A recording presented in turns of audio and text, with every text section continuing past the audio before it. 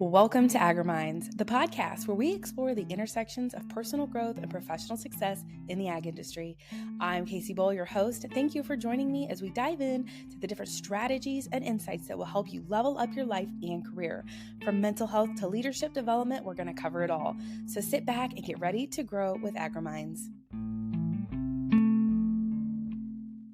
Hello and welcome back to the AgriMinds podcast. This is Casey Bowl, and I am going to be joined by somebody who's going to help me answer all of your burning questions today about therapy in the agriculture industry. Colleen Stegenga, welcome to the AgriMinds podcast.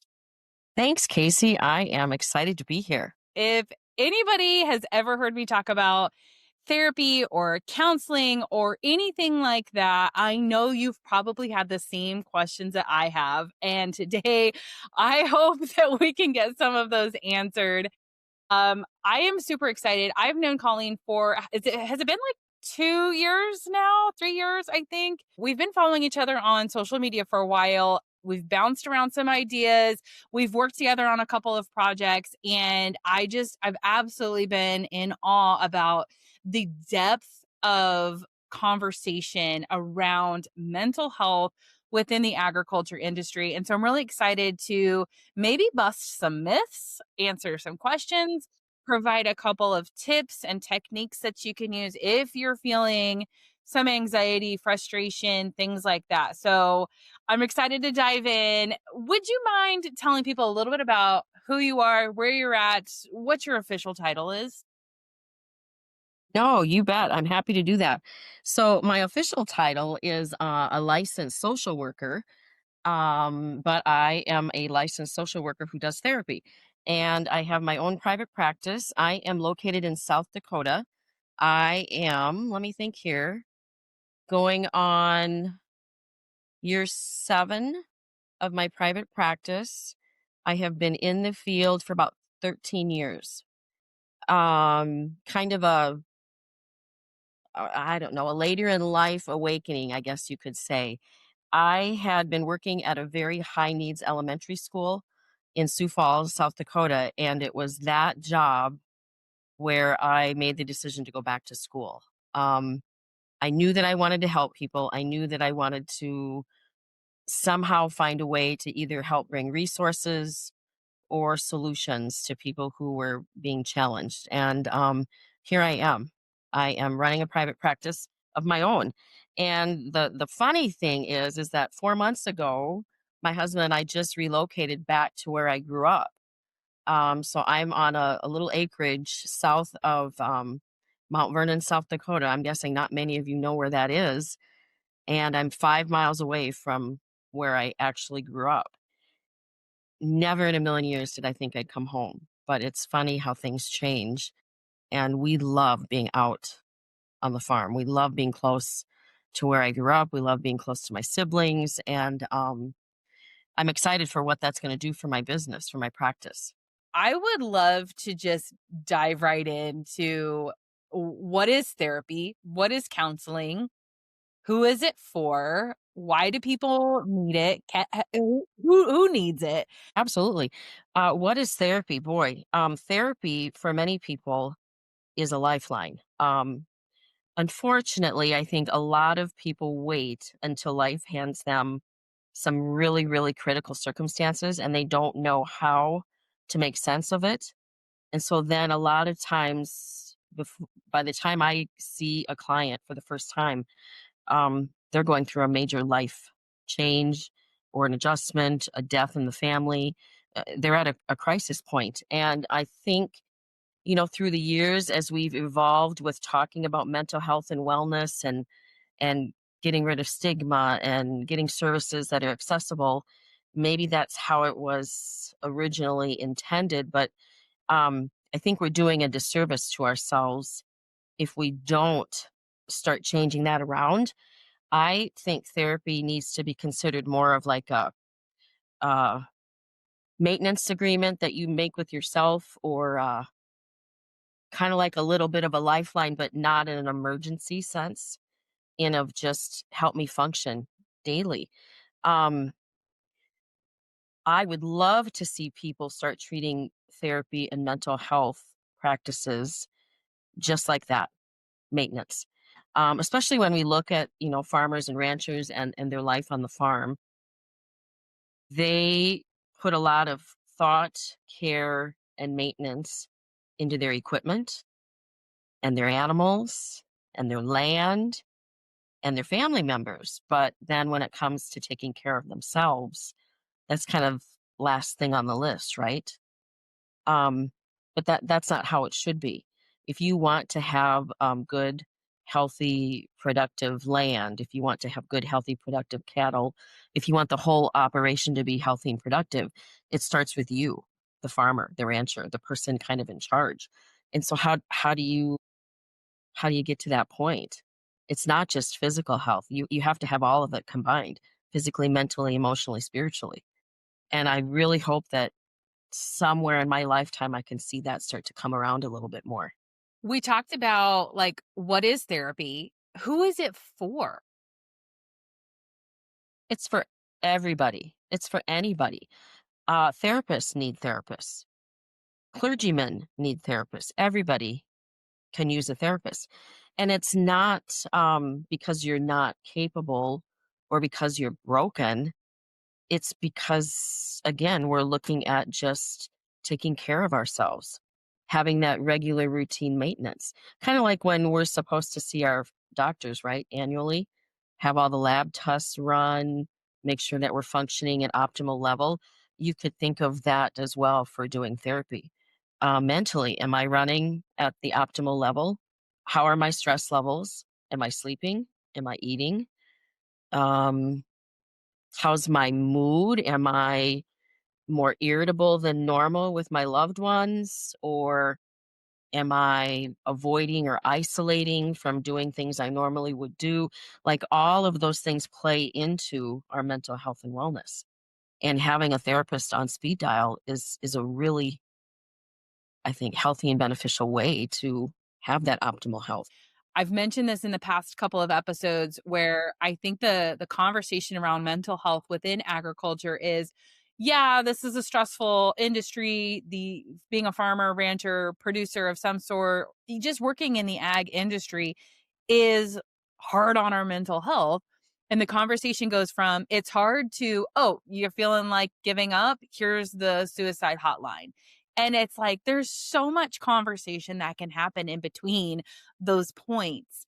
And I know so many people who, like you said, there's a death in the family or a divorce or something tragic has happened, they go bankrupt on the farm, whatever it is, something tragic happens, and then they seek therapy because, like, that's Right. kind of the next step.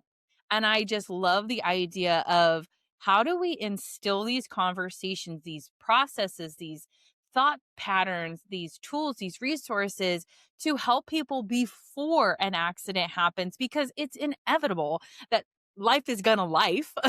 You know what I mean? Like, it's inevitable that something going to happen, whether it is a breakdown in the middle of the field when we least expect it, whether it is our partner leaving us, whether it is a child having a learning disability that is something we didn't mentally have prepared.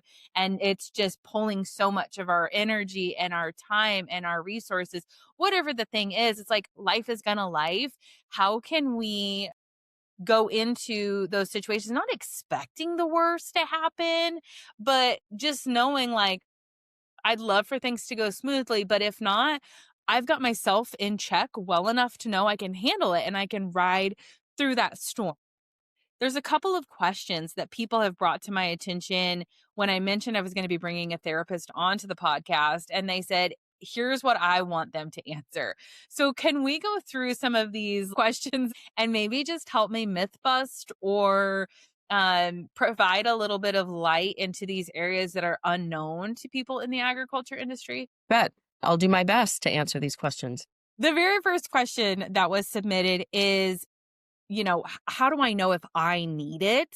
And you answered that a little bit just a minute ago of around like if you're feeling stressed, if you're feeling burnt out, if there's something tragic, but are there some signs that say, "Hey, this is where you should probably seek a therapist," or this is where it may make sense to go to an actual, like a physician or a health doctor, or is this a coach question? Like, Right. what are the signs that a therapist is the right route?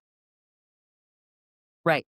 So kind of what I talked about earlier, but let's have you kind of take a little self assessment, right? Take a look at your life over the last couple weeks. Where would you rank your stress levels? If your stress levels are ranking consistently at a 7 or higher, that's probably a good indication you need to go talk to somebody. If you haven't been sleeping very well consistently for the last week to 2 weeks, that's another warning sign. Your appetite is off. You either are overeating or you're having to force yourself to eat. Maybe you notice that you're snapping at your kids more or your spouse more. If you find that the occasional after work cocktail turns into a daily ritual, like you have to have some of those cocktails to get through the day, that's a very big red flag right there that you need to go in and talk to somebody. If you find you're avoiding things or not participating in things that you typically used to enjoy, or it's maybe even hard to get yourself out of bed in the morning, those would be some other symptoms that would indicate it's time to go talk to somebody. And of course, if you would have that thought, like, I just don't care anymore. I don't want to live. I don't want to be here. What's the point? Then to me, that's the flashing red light, urgent, like you need to get in today to talk to somebody. Yeah, I feel like I live with many of those signs or symptoms daily. Like I do. And We and live in a I stressful attribute world.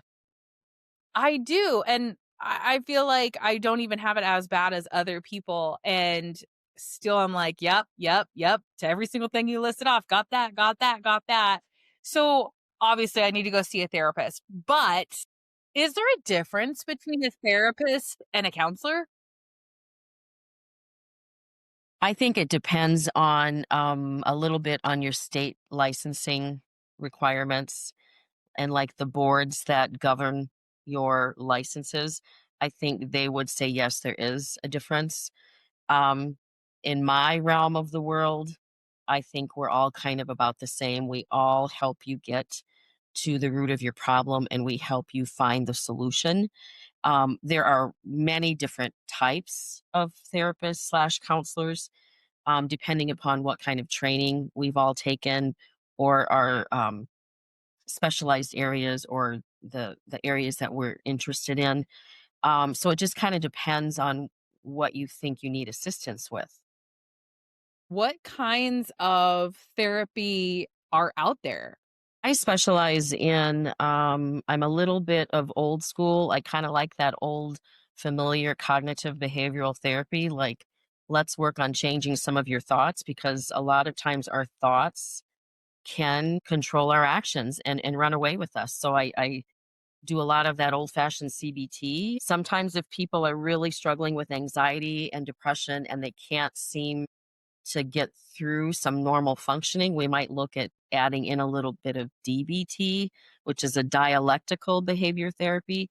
And originally, that was introduced for people who struggle with substance use and abuse, but they have found it to be very successful with helping with our emotions, managing our emotions, and reducing some of those symptoms too of anxiety and depression. Recently, I just was trained in a trauma therapy. It's called accelerated resolution therapy. And what I love about that is we don't have to go through and hash out all of the details of the specific traumatic event. We are simply going to work together identifying images, sensations in the body, and then we're going to add in bilateral eye movements and store those images in a different manner so that you are not feeling as traumatized or triggered as you were. And the other beautiful part about that is that sometimes it might only take one session, 3 sessions, 4 sessions, versus maybe going through therapy for a couple of years, unpacking some of the traumatic events. The other thing, I have been trained to utilize horses in therapy. That's a beautiful thing because sometimes we don't have to do a lot of talking in that either. The horses are so good at their job, and they don't even know that they're doing it, but they mirror our image. They mirror our emotions. And so sometimes if I have a client who is working with a horse, that horse will behave in a way that will bring up whatever's bothering that person. It'll bring it up to the top, and then that will be a whole new point that if they feel like talking about it, we can. And they hadn't even realized maybe that something of that nature was bothering them. I'm excited to get back into doing the horses and hopefully incorporating a few more animals once we get things situated on our farm. But those are kind of the main ones that I do, but there are a host of other therapies. There's another trauma therapy called EMDR that also helps with reprocessing images from traumatic events. I think there are some people who use like do things to help with somatic symptoms, or we maybe somatic movements that incorporate like tapping. Those are kind of the big ones that I know of, right, just off the top of my head. I had no idea there were that many different types of therapy. And I think that that's awesome that there are so many options depending on what you're dealing with or what you could potentially be up against, right? We've talked about some different versions or focus areas, specialties, if you will. I think one of the most common comments that I got when I put that poll out there about like what would you ask a therapist was how do we get access to it? Because a lot of farmers and ranchers are struggling with the insurance game, right? They're paying out of pocket for certain things. They have high deductibles on other things. It's not covered by insurance if you go this route, and it is covered by insurance if you go that route. I mean, and I think that's one of the most intimidating parts is I don't wanna pay for something if I don't really need it. So being proactive and paying for the maintenance, like, like, what's the ROI here? What's the bottom line here? But it most definitely will pay off because it's going to help them be more prepared should something come down the line that would necessitate a weekly or biweekly meeting with a therapist. Insurance, it's a tough game. Insurance, I feel like, just keeps getting more and more out of hand and out of control. And so I would stress to people listening and to clients anywhere, don't let that stop you from coming in. Many of us provide a sliding fee scale. Um, if your deductible is too high and you don't even think you'll use your insurance, you can opt out to not bill it through insurance. And many of us also use like a cash rate. So if you don't want to use insurance, then we offer a cash rate. This is what it is. Some of us, if you talk about it and it's an issue for you and you need to set up like maybe a payment plan, we can do that. Um, some farm programs will run a voucher system and will donate like, I don't know, 3 to 6 free sessions of therapy with specific therapists. Now, that runs independent. I mean, pretty much each state does their own thing, and you would just have to ask some questions and maybe call some hotlines to find out who has access to the vouchers. But that's another way to look at getting some services. Um, I know like AgriSafe, I think they have a provider directory. I don't know that they offer any free counseling, but don't quote me on that. But AgriSafe provides a directory where you can look up therapists. There's another business that I'm associated with. It's the National Farmer Mental Health Alliance. They're based out of Canada, but we have just recently, we're working to expand into the US. And it's a training program so we can get more therapists trained in the terminology, the technology, anything related to farm and ranch, just so that if they don't have that exposure, but they know they're going to be working with farmers and ranchers, they'll feel more comfortable, which will then enable the farmers and ranchers to feel more comfortable with them. They also have a provider directory.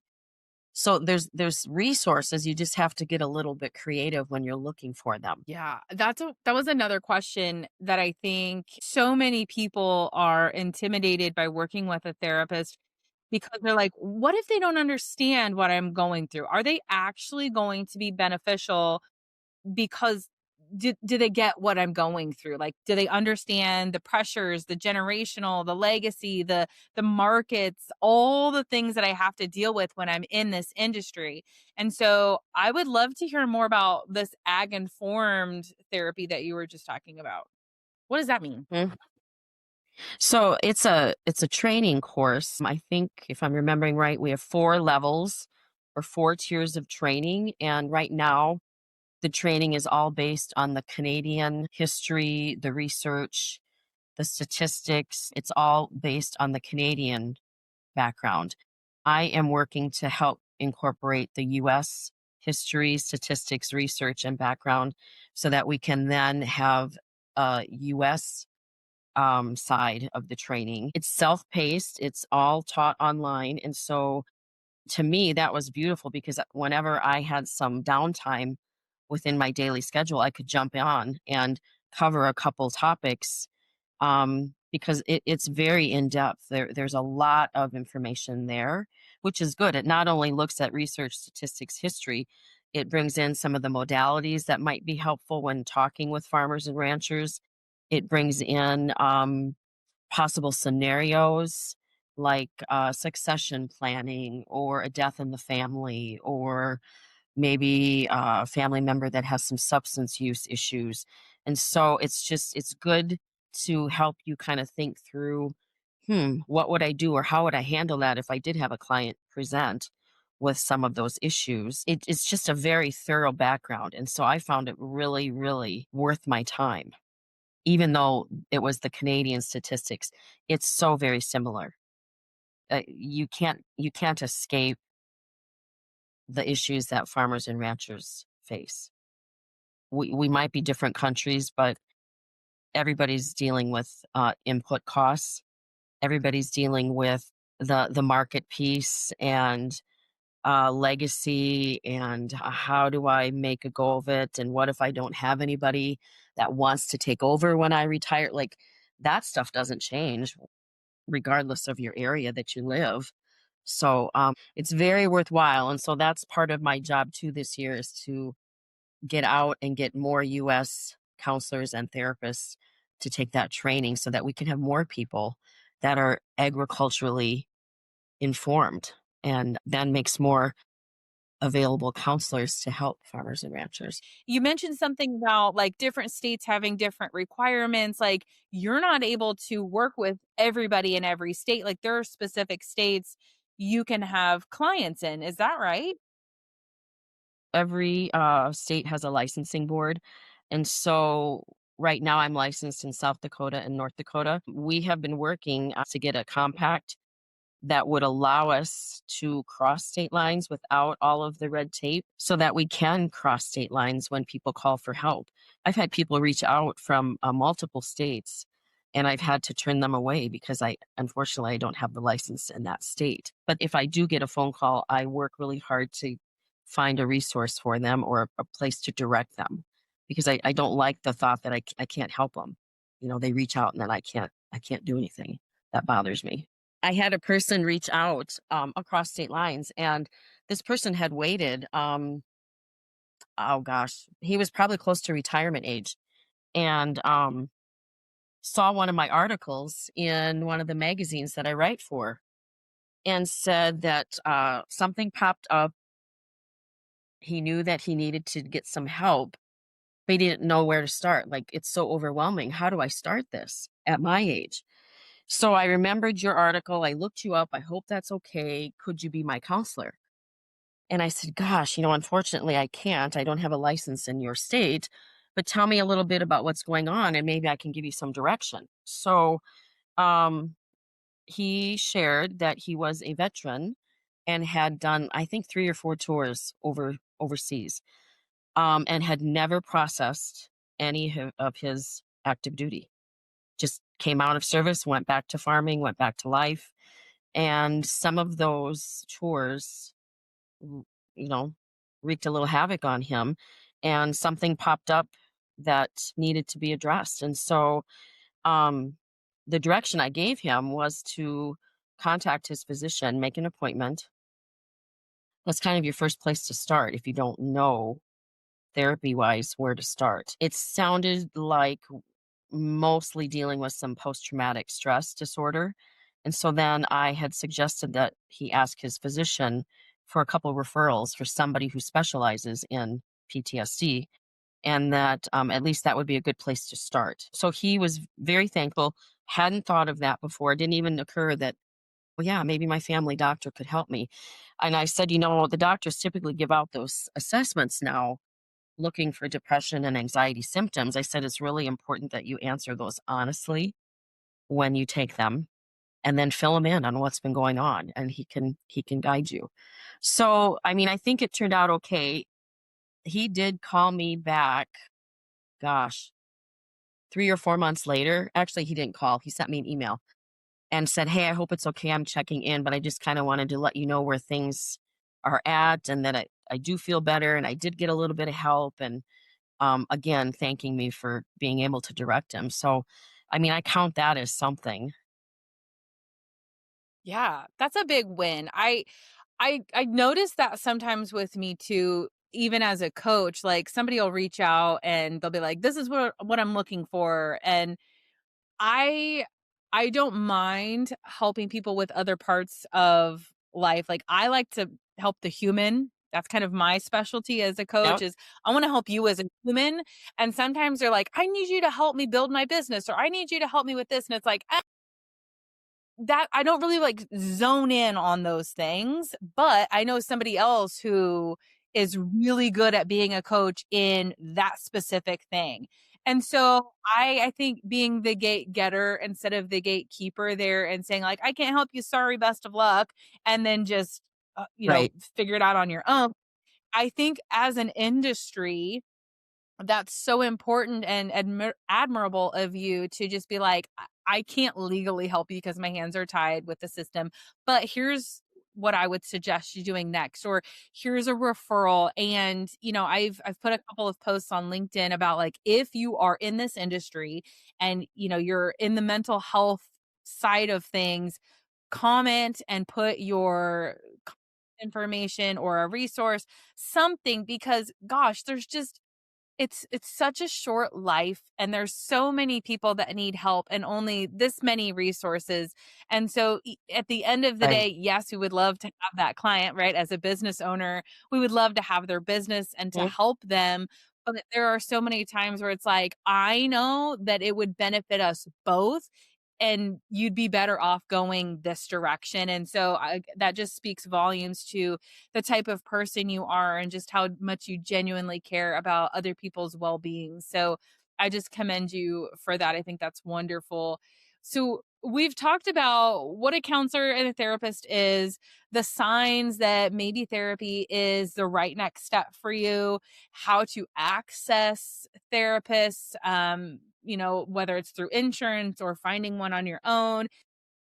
I would love if you could give listeners just a little bit of a glimpse as to the power of some of the tools, resources, and techniques that you have on your Instagram specifically. I notice you do mental health tip Mondays, and even on LinkedIn, you're always sharing articles and posts about things that can help people when they're feeling anxious, when they're feeling overwhelmed, when their thoughts are spiraling, when they feel hopeless, or just, hey, here's some things to help you be proactive.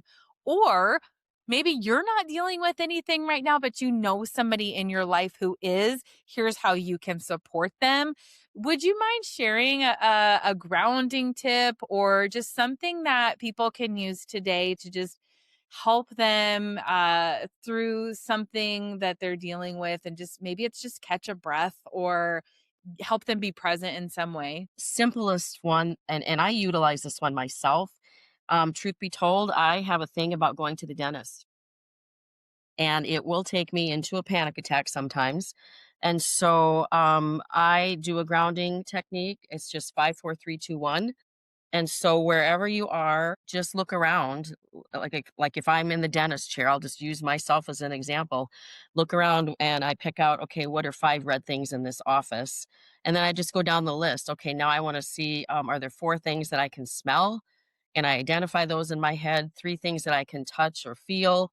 Um, 2 things that I hear, and then maybe 1 thing I taste. And typically by the time, I'm at the peak of that panic or that anxiety, by the time I get to 1, it's dissipated because it helps distract your brain from that stressful moment. And I know it sounds really simple, but it works. So that's the one I probably recommend the most when you find yourself in that spiral or that moment of panic. The other thing too, like if you are really struggling, like change of seasons and it's so dark and we don't get enough sunlight and you don't want to get out of bed, you know what? Give yourself 5 minutes and then push yourself out. Like, nope, I'm gonna get up, I'm gonna get dressed. Change your scenery. Don't just sit in your bedroom all day, or don't just sit I don't know, maybe in the cab of your tractor. Change your scenery, and you will be amazed at just even that small change, what it can do for your perspective.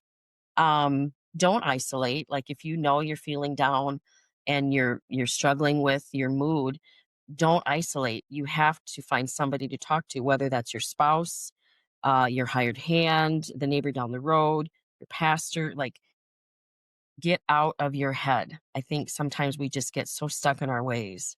Um, and you're not alone. Like I don't know anybody who doesn't go through moments where they're feeling a little bit down or they're having a hard time finding motivation. You're not alone. I think that's the biggest thing for getting out of your head. The other thing, anything to do with deep breathing can also kind of help you reset your nervous system. So, the one that I recommend the most is 4-7-8. And so what you do is you inhale and you hold it, or as you inhale, you count to 4. You hold it for the count of 7, and then you exhale to the count of 8. And you do that for as many times as you need to. And I'm trying to think like what's a good average number, maybe 4 or 5 times. And that can be enough to kind of help you also reset some of those anxieties that are running rampant in your body. So those are just a few off the top of my head. Yeah, I love all of those things. I have heard, like, using the elevator as the example, right? Like, imagine you're on the 4th floor and breathe in for 4 to go up to the 8th level, and then breathe out all the way down till you get to the bottom floor. Like, there's just so many different visualizations. And I think I've shared this one too before.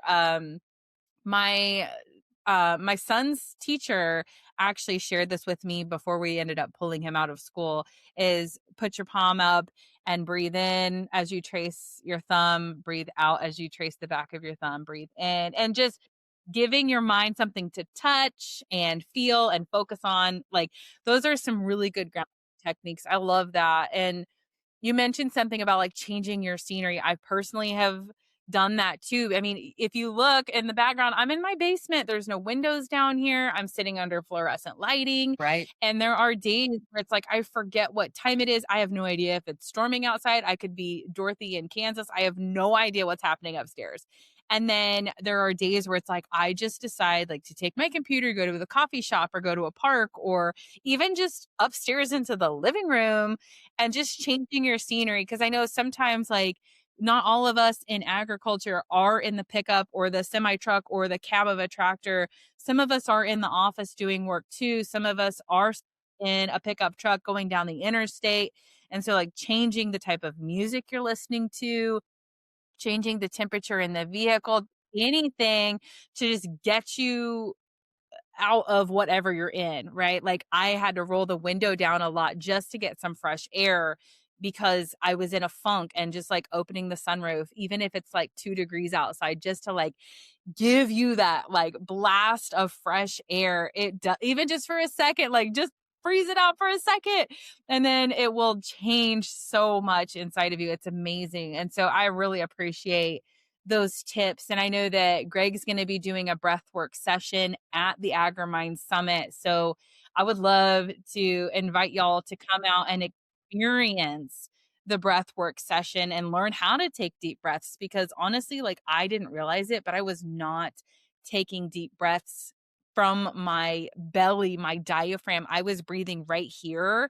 And that's just not like as helpful as it could be if you took deep, intentional breaths. So I am a big fan of the breath work. I talk about it all the time. So double tapping on that one. Thank you so much for sharing that.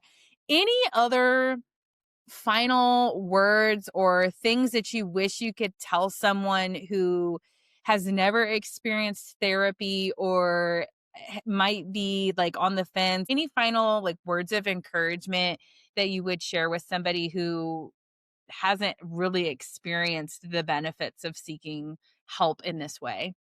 If you're really on the fence and you just don't know how to go about finding someone, um, word of mouth is a great source. Ask a friend, ask somebody that you trust and you have a good relationship with, like, hey, do you know anybody? Have you heard of anybody?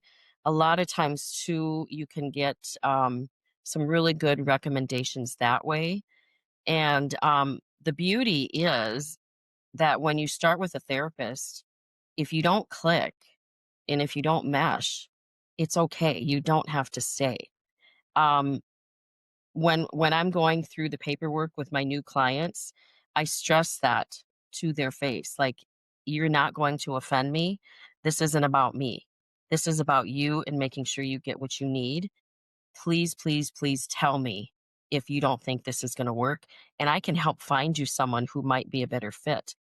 It's very seldom that people actually take me up on that, but I wish that they would because sometimes it takes a while to get in with a therapist. And if you have a recommendation or somebody has said, hey, you need to go here, like it might move you along a little quicker. You just don't know. Um, and as far as the relationship, I'd say the relationship is probably almost the most important factor between you and the therapist. It has to be somebody that you're comfortable with, that gets you, that understands what you're living. Just because you're in therapy now for this season of life doesn't mean that you're going to be there forever. I mean, it certainly could, but we have to follow the regulations set forth by the insurance companies. And if you aren't meeting the criteria, then therapy isn't really necessary anymore. But here's the beautiful thing, we pause, I keep your file open, and 5 years down the road, if you feel like I need a refresher, you call me up, you come back in. So it doesn't have to be long term. It's just for that season of life. Yeah, I think that's so important to note too, because I think a lot of the hesitations are like, once I start, like, it's just going to unpack all this stuff. And I'm just like always forever going to be unlearning or traumatizing myself. And like, I'm never going to graduate from quote unquote therapy. So I love that you mentioned that too. But you will. You definitely will. The key is to not be afraid to do the unpacking. That's what's going to bring the change and the growth. It's worth it. That's so good. I know that it's intimidating and I know that it can be scary, especially if it's something that you've never experienced or nobody in your life has experienced. I mean, I come from a long line of stubborn folks and they'll figure it out on their own, right?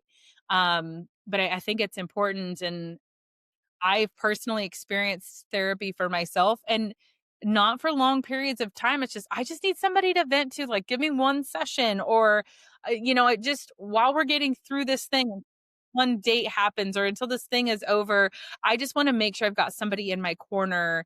And, when I always talk about like the difference between coaching and therapy, the terminology that I've used that has kind of been taught to me by the institute that I got certified in is that coaching is more so like we're taking into consideration what you've gone through and where do you want to go with that, and we're helping you move forward. Whereas therapy is more so like there might be an open wound or some scar tissue that needs some looking at, and we're gonna work on what you've gone through. And so I that we can kind of like find this overlap of there may be a season where you may need both a coach and a therapist because there's stuff that is holding you back from going forward.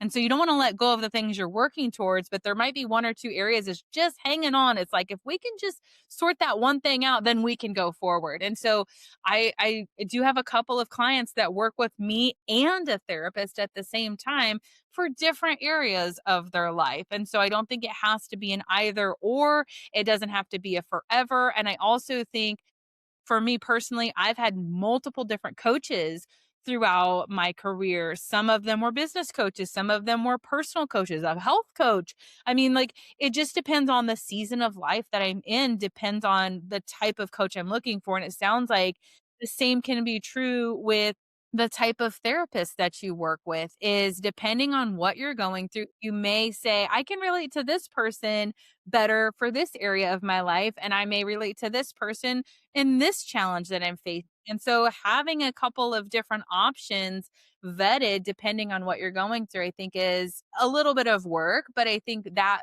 intentionality is going to be so impactful and worth it. I love it. Well, thank you so much for taking the time to share with us all things therapy. And I know that this is a topic that's still being learned and talked about in the ag industry specifically. And so I just appreciate you letting me kind of kind of drill you here for a second. That's all right. If people want to work with you specifically, where can they find you? They can go to my website. It's embracingchangecs.com. And I'm also listed on Psychology Today. And I think I'm listed still with the AgriSafe Network and with the National Farmers Mental Health Alliance. Thank you so much again for taking the time to be on with us today. And hopefully, this has been beneficial in helping people understand what therapy is, how can it be accessed, who it would benefit, and how it can hopefully help you be proactive and not always reactive in the things that you're dealing with in your life and career.